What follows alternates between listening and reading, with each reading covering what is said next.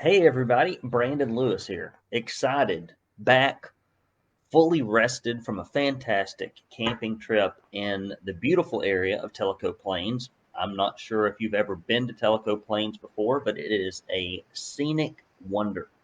I got to see, I think it's Baldridge Falls, and we camped out, was it Friday, Wednesday, Thursday, Friday, and Saturday night, and it came a torrential downpour the entire time. So it would rain and then dry out a little bit, rain and dry out. And Saturday was pretty nice. So for those wonderful people in Tellico Plains, you have got a just fantastic uh, wildlife and or scenic highway there. And I enjoyed spending a few days. So many beautiful places in Tennessee. This is Brandon Lewis with the Tennessee Conservative News Break, bringing you conservative news stories from all across Tennessee. And we do focus primarily on state and local, but we bring you the national headlines that we absolutely know that you're jonesing for. So, without any further ado, I'm glad to be back with you after a brief hiatus. Let's get on with the news. First things first, Tennessee sports betting companies slapped with temporary suspension of license. Let's see what this is about.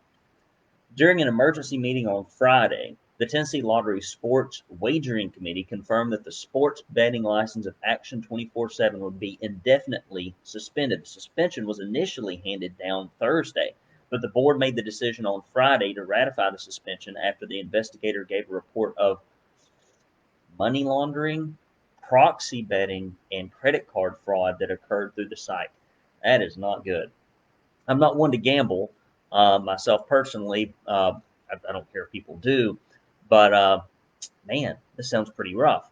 The site has been offline since the initial suspension Thursday night. Action 24/7 originally claimed they were down for site maintenance before updating later to say that they are working through technical issues. Action 24/7 will be required to prove through independent verification that they have minimum controls in place to prevent future occurrences to have the suspension lifted. It is possible that the company could appeal the court and have a court order to have the Tennessee Lottery to allow them to continue to operate. So, not going too well for this particular sports betting operation.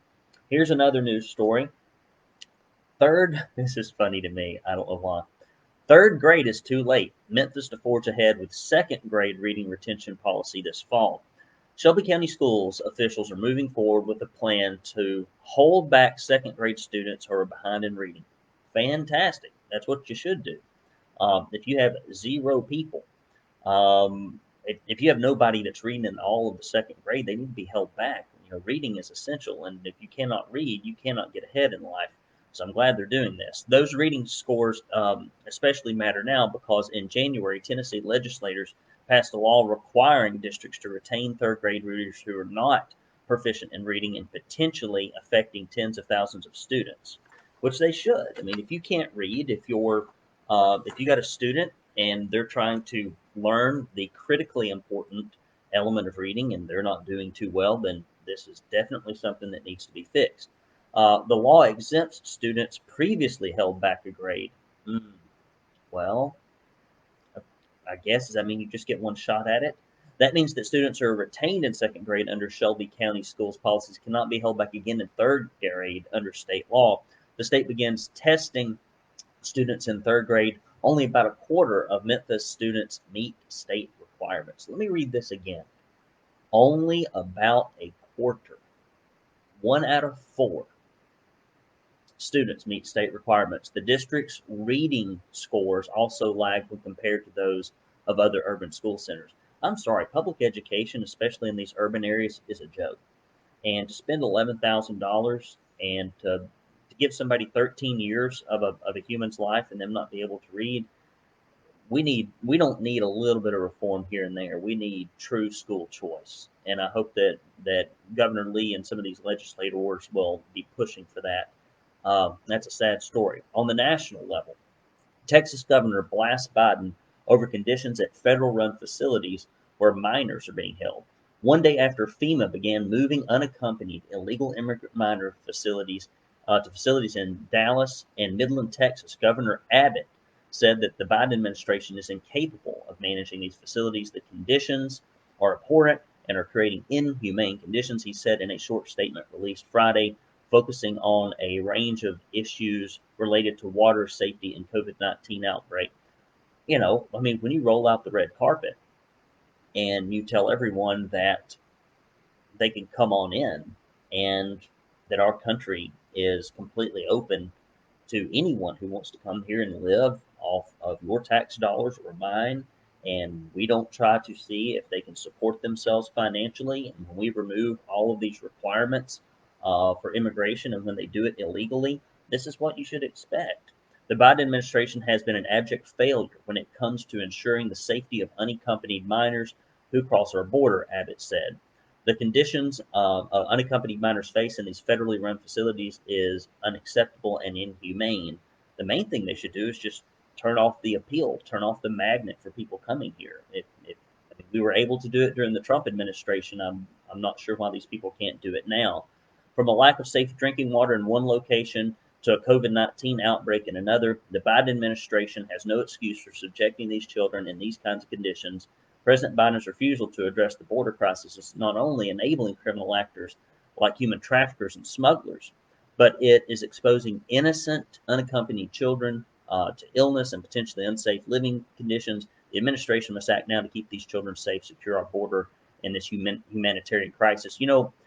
I'm all fine for playing the humanitarian crisis angle, and it is what so many politicians try to do every time something's going on the border.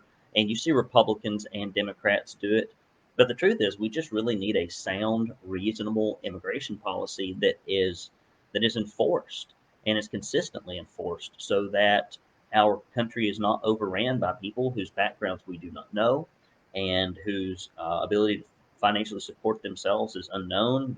Their criminal activity and history is completely a mystery, and they filled out no paperwork, and they're caught and released. Humanitarian issues are one reason to want to make sure that immigration is reformed in some way. But frankly, the real reform needs to be in the area of letting people in the first place and not defending and securing the border. Because the fact is, if you have a very secure border, you can't have a humanitarian crisis because people won't be piled up outside of it. Financial woes surpass coronavirus as top concern of Americans. No joke. I'd say that that's probably been it for a long time. Some 44% of Americans say they cannot afford another year like 2020. Good knows. Most people can't.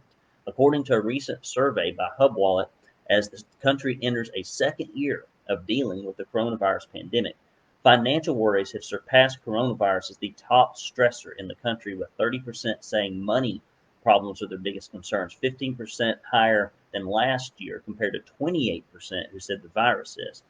Wow, that's a big deal. But if you think about last year being 28%, that being the primary thing that people are worried about is coronavirus, and now 44% are saying that financial crisis is their biggest concern. A large part of that financial worry is that 71 million people anticipate having trouble paying their credit card debt because of the virus, the survey found. In light of that, 79% of people think credit card companies should forgive late payments that are due to the pandemic. I would not agree with that. You rack up the debt, you pay the bill. If it's in black and white, you sign the document. Well, I think the bigger thing that we need to teach folks in this country is to frankly stay out of debt and to live within their means. That would solve a whole lot of financial issues, from saving for college to mounting college debt to inability to retire to overdependence on Social Security, and you name it. Back to the story here. Although 29 million people will apply for a new credit card this year, primarily looking for the ones that offer 0% interest or balances for an introductory period of time. An additional 61% of Americans say they're spending less money due to the coronavirus, most likely due to lockdowns in several states for many months. Well, it's not only that. I mean, if you're a small business owner, or if you're just anybody who has any sense and you've been watching the financial markets and there's tons of uncertainty, yeah, they're spending less money, but it's because they don't know what's going on. It's because all this government overreach has caused all these problems. That's to be expected. Next story. North Carolina Congressman proposes bill to end federal pay for union businesses. U.S. Representative Dan Bishop has filed a bill to end the official time by federal workers for union activities. Bishop, a North Carolina Republican, has filed a Do Your Job Act, which would stop union officials from being paid while conducting union business. Makes sense. The National Right to Work Committee said federal workers' unions use more than 2.6 million hours of official time for union activity in 2019, costing taxpayers more than 163 million in payroll and other costs. And I absolutely agree with this. Frankly, I don't think anybody who works for the federal government should be able to unionize for anything. If you work for the government in any capacity, there should not be any type of union that you can get into. You work for the taxpayers. The policy was established in 1978 through the Civil Reform Act. It allows federal workers' unions to use paid hours for lobbying for more benefits or higher pay or to perform other union functions. By amending the Civil Service Reform Act, we can ensure that Americans' hard earned tax dollars go toward the public service they are intended for, not for union interest. I support that. Bishop said, but as it stands, some of these federal employees can lobby Congress for desired outcomes or even spend 100% of their time on union representation functions. This has to change. I agree. So, now to the local stories. Struggling Chattanooga Aquarium gets help from country music star power. On Wednesday, March 31, more than a year after the River Journey and Ocean Journey halls first fell silent, the Tennessee Aquarium, along with zoos and aquariums from coast to coast, will get a big boost thanks to the generosity of some of country music's biggest stars. Brad Paisley, Old Dominion, Ashley McBride, Winona, Riley Green, Jesse James, Decker, Shy Carter, and others will take the virtual stage for All Together for Animals, an incredible virtual concert and fundraising event. These award-winning acts have pledged their talents and support to more than 200 zoos and aquariums accredited by the Association of Zoos and Aquariums for Nonprofit Institutes. So basically, they're going to get together and try to help a lot of these struggling tourist destinations. And they're struggling for a reason. I mean, when you shut down a business, when you make people go through a bunch of hoops, when you mask them up and make the experience less than ideal, fewer people are going to go. And these people are really struggling with revenue now because ticket sales are down. So I'm glad that they're getting together to do this. My bigger concern and hope is that they will help these folks have a more positive business environment to engage in. Well, I'm Brandon Lewis with the Tennessee Conservative News. That is your Tennessee Conservative News break for today. The Lord has made 3/22, 2021. If you like our conservative news stories, if you like that we bring you news stories on the state level and the local level that other liberal publications, which are about 95% of publications in Tennessee, will not bring you, then please go to TennesseeConservativeNews.com and subscribe to our email newsletter. You can do that right there. Pick your closest media market. And you can also support us by clicking that red support button. That really helps us pay our reporters to chase down these stories, keep the lights on, and bring conservative news stories to conservatives like you who have told me for decades that they are tired of the liberal media bias that's on each and every single solitary story that they read. So if you're tired of that nonsense too, number one, quit watching it and subscribing to it. And number two, go on over to TennesseeConservativeNews.com. And if you support us in any way, I don't have the Tumblr today. Sorry, I'm at home. We'll give you one proud Tennessee conservative bumper sticker for any amount. If you do give a gift of $50 or larger, then we will send you a proud Tennessee conservative mug. And I hope that you will drink from that because it does give you properties that will enhance your health, your stamina, and your mental acuity. I promise that these statements are all true. Brandon Lewis here with the Tennessee Conservative News. I hope you have a fantastic day. And later, I'll be posting some of those pictures from Tellico Plains because it is just fantastic out there, and I think our readers need to see it. Brandon Lewis here with the Tennessee Conservative News, and I'll talk to you next time.